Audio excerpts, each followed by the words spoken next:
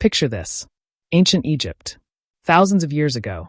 A whole city gets drunk on the same day, on purpose, all at once. Not a few people. Not a small party. The whole town. Men, women, priests, farmers, kids too young to know better. All of them drunk together in the street in the sun. Why would a whole city do that? Because they believed a goddess wanted to kill every single human on earth. And the only way to stop her was beer. Her name was Sekhmet. She was the goddess of war. She had the head of a lion and a temper that could burn down the world. One old Egyptian story says the sun god sent her down to punish humans for being bad. But Sekhmet did not know when to stop. She started killing everyone. Not just the bad ones. Everyone. So the gods panicked. They needed a trick. They made a huge batch of beer. Then they colored it red so it looked like blood. Then they poured it all over the fields, right where Sekhmet would find it. She saw the red liquid. She thought it was human blood. She drank it. All of it. She got so drunk, so fast, that she passed out before she could finish wiping out mankind. She woke up gentle, calm, kind even, and humans lived to see another day. The Egyptians never forgot this. So once a year, they threw a party called the Festival of Drunkenness.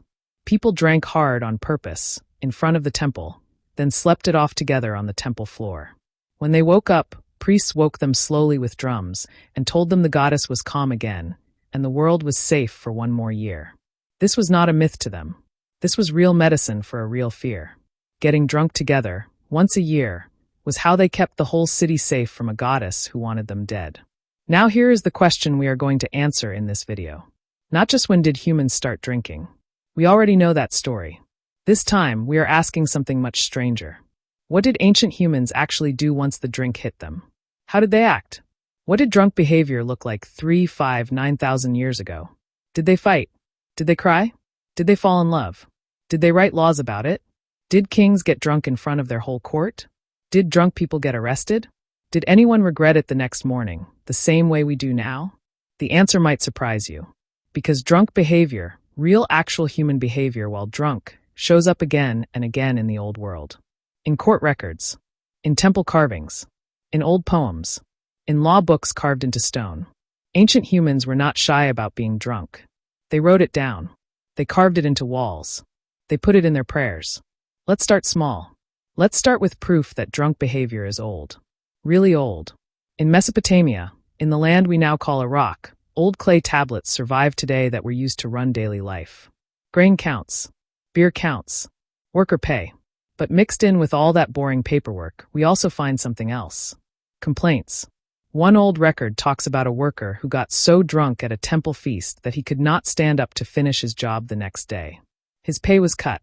Not because he drank. Everyone drank. He was cut because he drank too much at the wrong time, and it made him useless. This tells us something huge. Ancient bosses already knew the difference between a normal drink and a bad night. That divide is not modern. It is thousands of years old. And it gets better. In old Babylon, there were rules about tavern behavior. Real written rules. About fighting inside a beer house. About what happens if a drunk customer breaks something. About who pays for the mess. This was not some wild, lawless world where people just drank and did whatever they wanted. There were already lines. Already rules. Already people getting in trouble for crossing them. So here is where we are going in this video. We are going to look at real drunk behavior from real ancient people. Egyptian drunk festivals meant to save the world. Roman feasts that got so wild the government had to step in. Chinese poets who wrote their best work while drunk on purpose. Viking oaths made drunk that could never be taken back. And laws, real laws, punishing drunk soldiers, drunk judges, even drunk priests. Because here is the truth this whole video is built on. Getting drunk is old. But so is regretting it. So is laughing about it. So is getting in trouble for it. The drink changes. The rules change. The drama somehow never does. Let's go to ancient Greece now. Because the Greeks did not just drink. They turned drinking into a whole event, with rules, with roles, with a referee. They called it a symposium. That word sounds fancy today, like some boring meeting with slides. But back then, a symposium was a wine party with actual laws. Real laws made up on the spot by the group for that one night. Here is how it worked. A group of men, always men, would lie on couches in a circle. Wine was mixed with water, because drinking wine straight was seen as something only barbarians did. Then the group picked one man to be in charge. His job title even had a name. He was called the symposiarch, which just means king of the party. His job was simple but powerful. He decided how strong the wine would be. Too weak and nobody has fun. Too strong, and the whole night falls apart. He also decided the order of events. Poems, riddles, music, games. And most importantly, he decided when to stop pouring. Because the Greeks were terrified of one thing: chaos. They believed wine was a gift from a god named Dionysus, but they also believed that same god could turn a nice quiet dinner into a screaming, fighting mess if nobody kept control. So they played games to keep things fun but not too wild. One famous game was called kottabos. Here is how strange this game is. Men would flick the last few drops of wine left in their cup, aiming at a target across the room. Sometimes the target was a little metal dish balanced on a stand. Hit it, and it would fall with a clang, and everyone would cheer. It sounds like a strange party trick, but actually, this was one of the very first drinking games in the history of the world. A game built entirely around being a little bit drunk and still trying to be skilled. They also loved riddles at these parties. One person would say a clever line, sometimes rude, sometimes funny, and the room would try to guess what he meant. If you failed, you drank more. If you won, everyone praised you. This sounds a lot like a party game we still play today. Different name. Same idea. Same warm, loud, half-drunk laughter in a room full of friends. But here is the part that always surprises people. Even with a leader, even with rules, even with games, some Greek symposiums still ended in fights. We know this because Greek writers complained about it. One old writer joked that a party that starts with poetry always seems to end with someone breaking a cup over someone else's head. Even in ancient Greece, with a whole system built to control drunk behavior, humans still found a way to ruin a good night. Now let's cross the sea to Rome. Because Rome took this same idea, the wine party, the god of wine, the loss of control, and turned it into something the government actually got scared of. The Romans had their own version of this god. They called him Bacchus, and around him grew a religious movement called the Bacchanalia. These were night meetings, often held outside the city, where people drank, danced, and worshipped Bacchus together. At first, only a few people knew about them. Then more people joined. Then even more. By the time Roman leaders found out how big these meetings had become, they panicked. Not because people were drinking. Romans drank all the time. They panicked because these meetings were secret. They were huge, they mixed men and women and slaves and free people all together, and nobody in charge could control what was really happening inside them.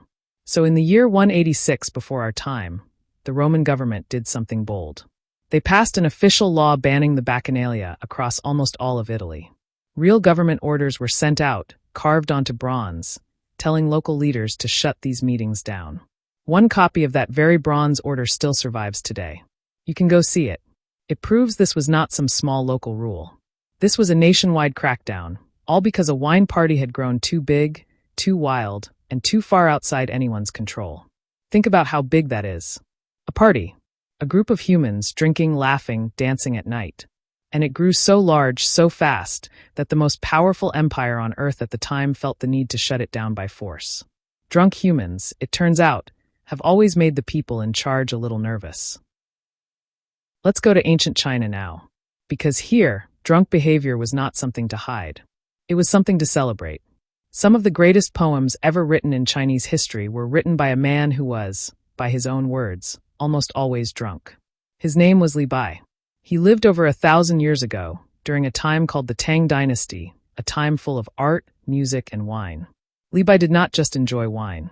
He built his whole life around it. He wrote poem after poem about drinking alone under the moon, drinking with old friends, drinking to forget sadness, drinking simply because the night was beautiful and it felt like the right thing to do. One of his most famous poems describes him drinking alone, with only the moon and his own shadow to keep him company. He turns them into friends. He raises his cup to the moon. He dances, and his shadow dances with him. It sounds funny, a grown man toasting the sky. But it captures something very real and very human. Drinking alone does not always mean drinking sad. Sometimes it means turning an empty night into a strange kind of party, just for yourself. The old stories about Li Bai's death are almost too perfect to be fully true, but they tell us a lot about how people saw him. One famous legend says he died trying to hug the reflection of the moon in a river. While drunk, leaning too far out of his boat. Historians today doubt this story really happened exactly like that. But the fact that people told this story and believed it, and kept telling it for 1,000 years, tells us something important. To the people of his time, Li Bai and wine were the same story. You could not tell one without the other. But drinking in ancient China was not only about poems and moonlight. The emperors worried about it too. Some old Chinese rulers passed strict rules limiting how much grain could be turned into wine, because too much drinking meant less grain for food, and a hungry country is a dangerous country.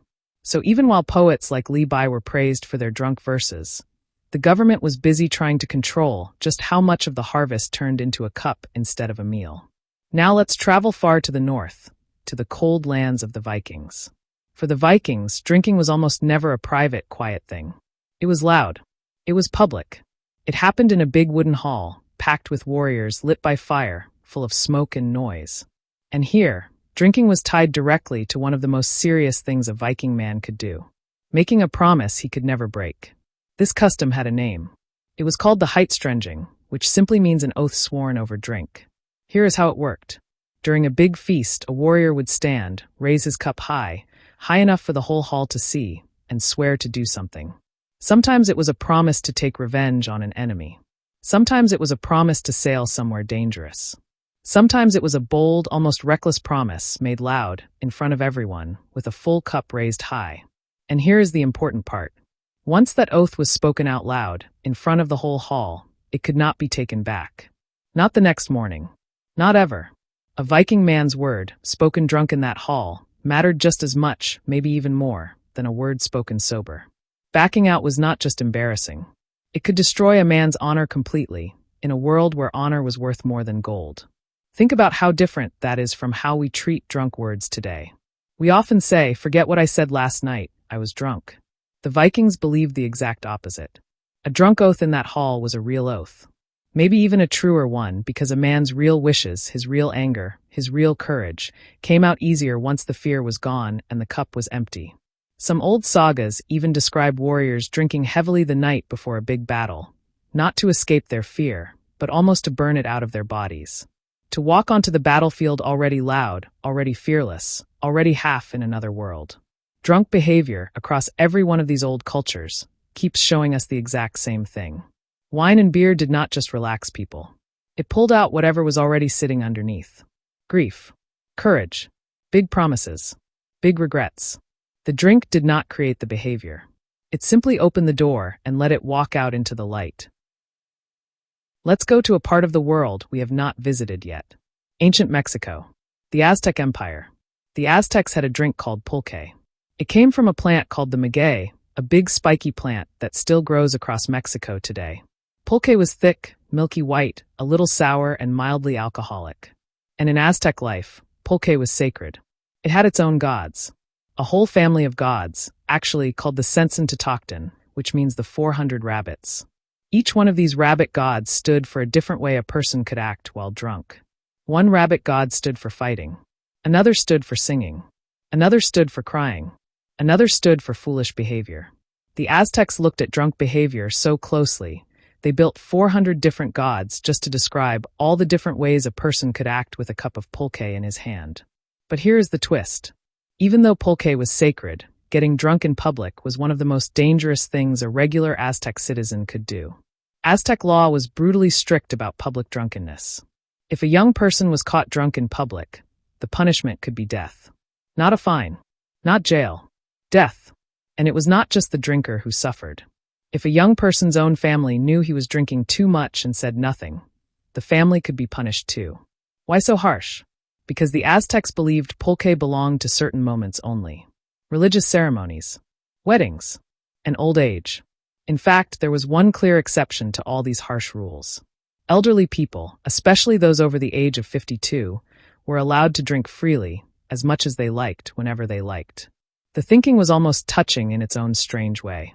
A young person had duties, a family to build, wars to fight, work to do, and drunkenness could ruin all of that. But an old person had already lived their duty.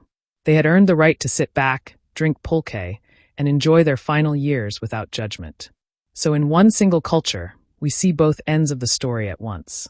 a drink so sacred it had 400 gods watching over it, and a punishment so harsh that a young person could lose their life for drinking it at the wrong time. Now let's travel to ancient India, to a drink that may be one of the strangest and most debated in this entire video. Soma. In old Indian religious texts called the Vedas, soma was not just a drink. It was treated as a living god. Priests describe pressing juice from a plant, mixing it, and drinking it during sacred fire ceremonies. And once they drank it, according to these old hymns, something happened.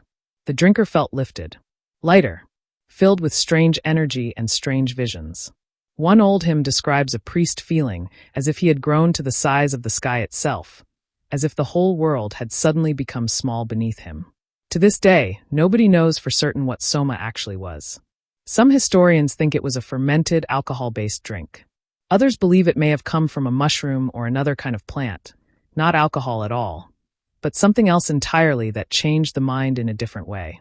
The plant described in the old poems does not perfectly match anything we still use today. The recipe, in a way, has been lost for thousands of years. But here is why soma still matters for our story, even with the mystery around it. The old Indian priests were not drinking soma to relax after a hard day. They were drinking it to reach the gods, to step outside their normal mind on purpose, in front of the whole community, as an act of worship. This is one of the clearest ancient examples of a drink used specifically to change behavior in a controlled, sacred, watched-over setting.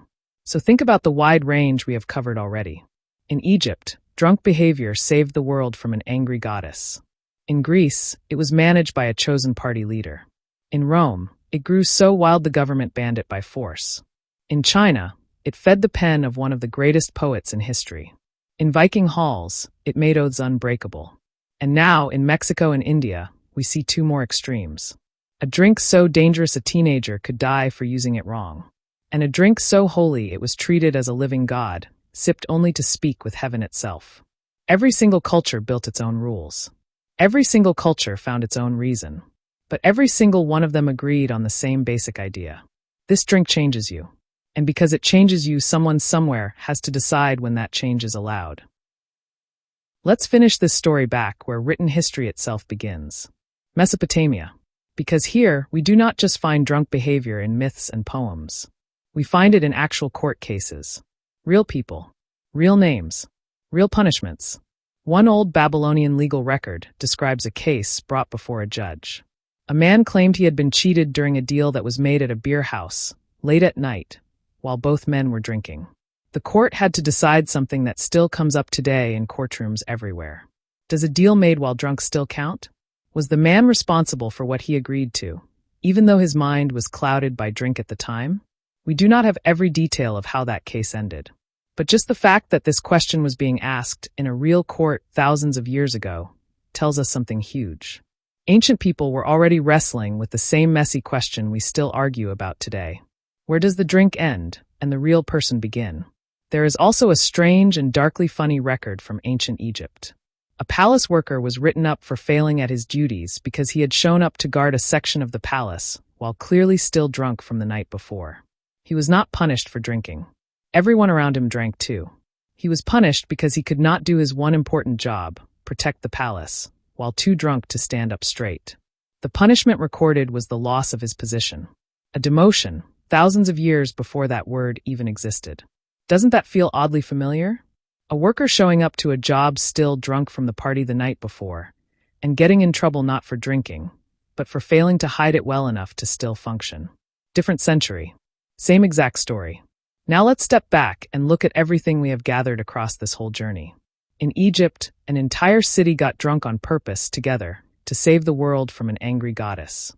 In Greece, a chosen leader controlled the wine, the games, and the mood of the whole room, and still sometimes, a party ended in broken cups and bruised pride. In Rome, a wine cult grew so large and so uncontrollable that the government banned it across the land. In China, one drunk poet gave the world some of its most beautiful lines, and possibly lost his life chasing the moon in a river. In the Viking halls, a drunk oath, once spoken out loud, became more binding than gold, more binding than fear itself. In the Aztec Empire, one single drink was worshipped through 400 gods, and could also cost a young person their life. In ancient India, a mysterious drink was used to speak directly with the gods, its true recipe now lost to time. And in Mesopotamia and Egypt, the very first written records of human life already include drunk judges, drunk workers, drunk deals gone wrong, and drunk guards caught failing at their post. Look at that list closely. Every single culture is different. Different gods, different customs, different rules, different punishments. But every single one of them circles back to the exact same handful of human moments. Big laughter, big promises, big regret, big trouble. A person becoming, for one night, either more truly themselves or a complete stranger to themselves, depending on how you choose to look at it. That is the real answer to how ancient humans behaved when drunk. Not so differently from us, actually. They fought. They cried. They wrote beautiful things. They made promises they later had to keep, whether they wanted to or not. They got caught. They got punished. They got forgiven. They did something foolish in front of the whole village and had to live with it for the rest of their life. The exact same way any of us might after one very rough night out. The cup changes. The cause changes. The name of the god watching over the drink changes. But the person holding that cup, laughing too loud, promising too much, or falling asleep on the floor of a temple, that person has always been exactly the same. That person has always been human. So the next time you raise a glass with your friends, remember this. You are not doing anything new. You are doing something old. Something that connects you to a Viking making an oath he can never take back, to a poet reaching for the moon in a river, to a whole city drinking red beer to save the world from a lion-headed goddess. Some things really do never change.